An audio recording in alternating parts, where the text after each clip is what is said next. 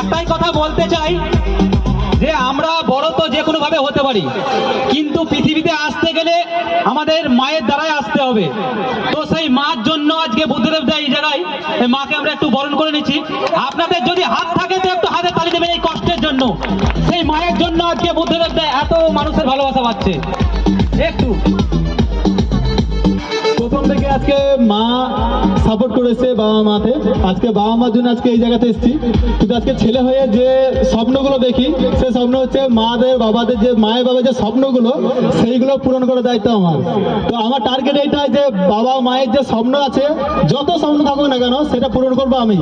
তো মাকে অসংখ্য অসংখ্য ধন্যবাদ জানাই যে আজকে পৃথিবীতে আজকে এনেছে আর এত সুন্দর একটা লাইফ দিয়েছে। তো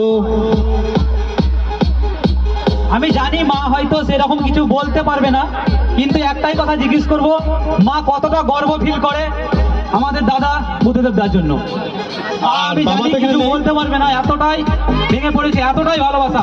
আজকে আপনাদের ভালোবাসার জন্যই মা দেখছে এত ভালো মানুষের ভালোবাসা পাচ্ছে, কত গর্ব হয় আপনারাই জানেন।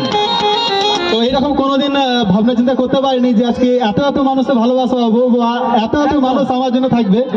তো অল থ্যাংক ইউ, সবাইকে ধন্যবাদ জানাই, অসংখ্য অসংখ্য ধন্যবাদ জানাই যে অনেক অনেক দূর থেকে আজকে আমার কাছে এসছেন।